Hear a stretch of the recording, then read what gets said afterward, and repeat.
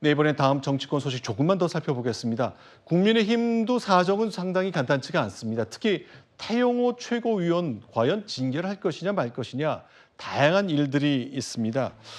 자, 중징계가 불가피하다는 의견도 있고 무엇이 중징계의 대상인지 논란이 커지는데요. 관련된 얘기 지금부터 간단히 좀 정리해 보겠습니다.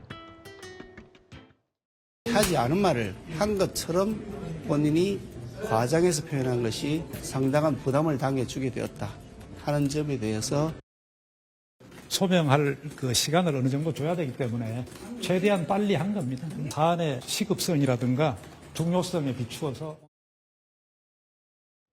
네. 자, 강민구 위원장께 좀 대구시당 위원장을 민주당에서 맡고 계시잖아요. 이제 정치 생활을 꽤 하셨는데 정당에서 볼 때 이 정도쯤 나오는 사안은 징계 대상이 된다 안 된다. 민주당 좀 예를 들어 주셔도 좋고 생각은 어떠십니까? 네, 먼저 이 녹취록이 왜 나왔을까? 네. 라는 생각을 해봤습니다. 네. 그러면은 그 보좌진들이 그 태영호 의원께서 북한 말투를 쓰면서 조금 속도가 빠르더라고요. 네. 그래서 말을 정확히 알아듣기 위해서 공식적으로 녹음을 했을 수도 있고, 네. 아니면 두 번째가 이제 악의적으로 녹취를 했을 수가 있는데, 하여튼 제가 봤을 때는 우리 속담이 있지 않습니까? 아니 네. 땡 굴뚝에 연기 나랴.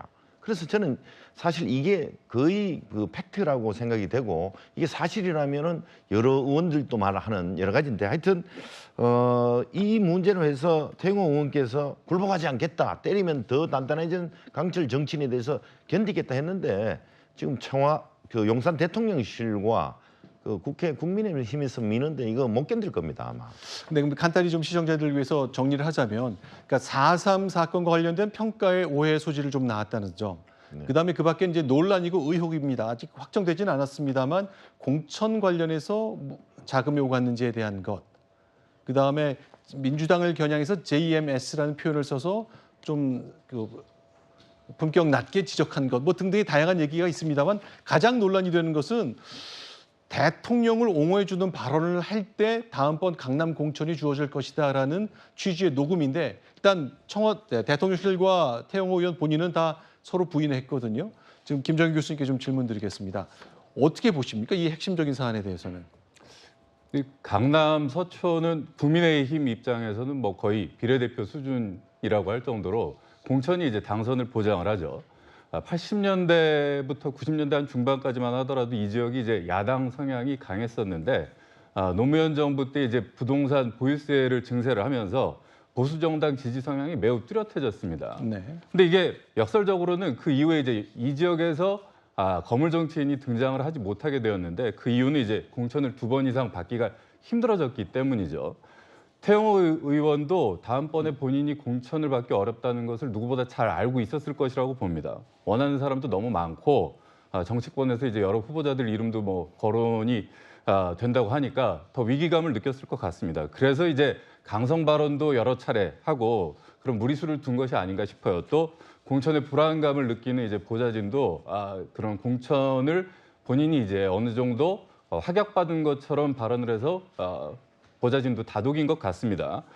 그런데 이제 이 정무수석은 공천을 사실 줄 위치도 아니고, 뭐 정무수석도 본인이 내년에 이제 총선 출마를 하면은 공천을 받고 싶어할 가능성이 높기 때문에 아마도 이제 태영호 의원을 독려를 하면서 덕담 차원에서 이제 공천을 언급한 거는 했을 가능성은 충분히 있습니다. 근데 이제 총선이 이제 1년 정도 남은 시점에서 벌써 이제 공천 개입을 운운하는 것은 아직 시기상조라고 봅니다. 왜냐하면 이제 박근혜 전 대통령 사건하고 이제 결부시키는데, 그 사건을 조금만 설명을 하자면 2015년 11월부터 2016년 3월까지 청와대가 이제 공천 개입을 위해서 이제 여론조사 등을 실시를 하고 국정원에서 비용을 이제 받은 것 네. 등이 이제 공직선거법 위반에 걸린 것이거든요. 그렇기 때문에 아직까지는 그런 혐의를 직접적으로 볼 수는 없기 때문에 공천 개입까지는 아니라 하더라도 아무래도 굉장히 큰 파장을 불러일으켰기 때문에 정치적 책임을 질 필요가 있을 것 같습니다. 네, 알겠습니다. 과연 이 중징계가 어떻게 될지 지금 주말 연휴 기간 중이라 당내에서 논의도 없습니다만 과연 어떻게 가닥을 잡느냐에 따라 당 운영 방향은 물론이고 여러 가지 그 당내 기류에 큰 영향을 미칠 것 같습니다. 이렇게 좀 정리를 하겠습니다.